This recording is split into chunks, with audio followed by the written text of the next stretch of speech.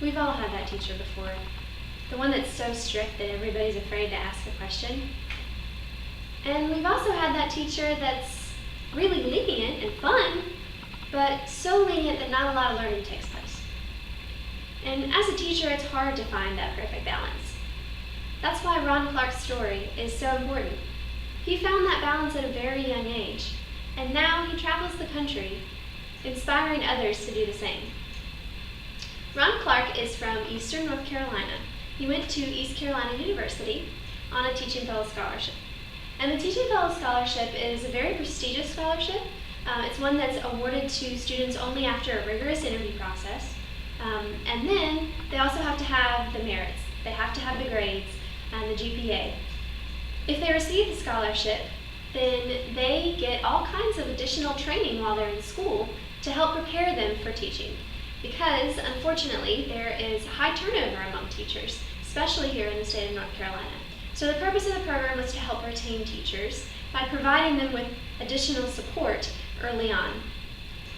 And with that support, Ron Clark was able to teach in North Carolina for 5 years in Aurora. It's a very rural area, and he really didn't have a lot of problems in his classroom. He was very successful as a teacher. He had his students show a lot of growth, but he decided maybe he should be doing more. So one day while he was watching a television special on schools in Harlem, Ron Clark decided that he was going to move to New York. That's the kind of setting he needed. He needed to be challenged. And those kids with their behavior problems, their lack of support from home, and their lack of growth in school inspired him, made him want to do better for them. So he got in his car and he drove to New York City looking for a job. And it didn't take him long to find one because, as you can imagine, there are a lot of openings up there. But it was what he did in his first year that made him a national success. His first year of teaching, he focused on structure. He taught his kids manners, taught them how to have good character, and he took care of that before anything else. So before we can learn about math, he decided, we need to take care of the basics. You need to know how to treat me, and I need to know how to treat you. After he took care of that, that's when the fun could begin. He showed them, if you do what I need from you, then I'm going to dance for you, I'm going to sing for you, and I'm really, truly going to make learning fun and enjoyable.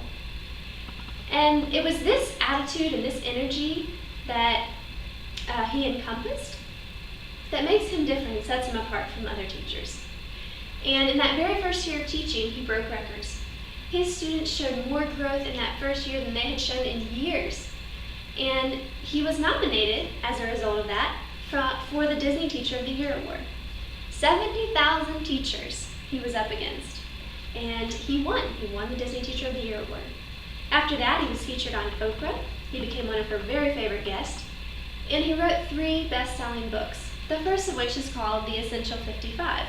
It's one of my personal favorites.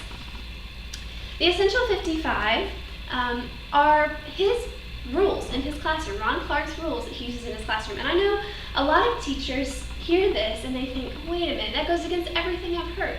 I've heard that you're supposed to keep it to 5 rules or fewer because anything more than that just confuses kids. We need to keep it simple.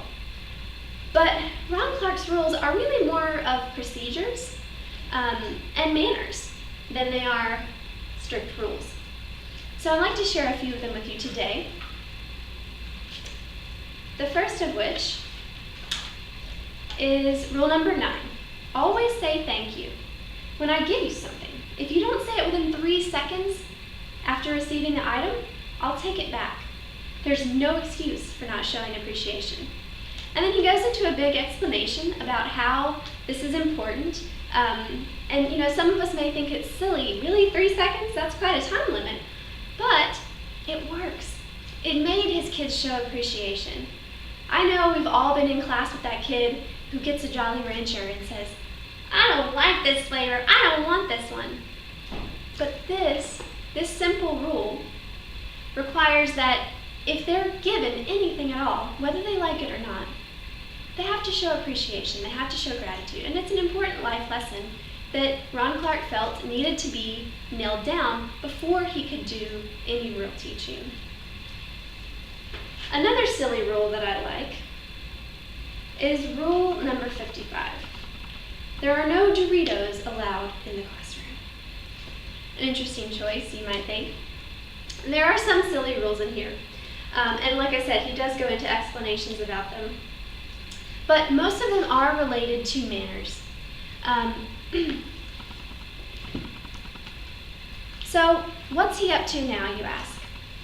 Well, Ron Clark has started his own school with grant money, donations, in Atlanta, Georgia. And at that school, Ron Clark invited all the best teachers in the country, other recipients of the Disney Teacher of the Year award, and just creative thinkers from all around the world to join him as teachers at his new school.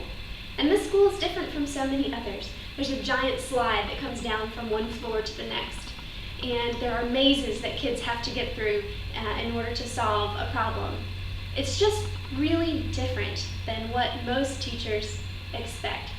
And what's really nice about what he does is he allows teachers to tour his school so that they can be inspired by the creative methods that are used there that aren't used in many other places.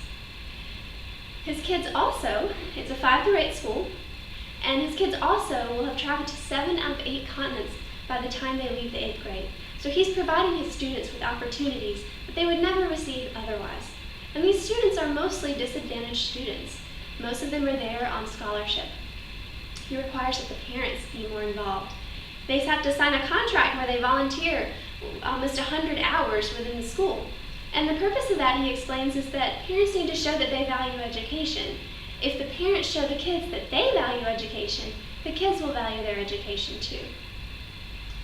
It's Ron Clark's humble attitude, his energy, and his contagious spirit that makes him one of the best educators in the nation. And I hope he's inspired you to present that passion within your own career the way he's inspired me. Thank you.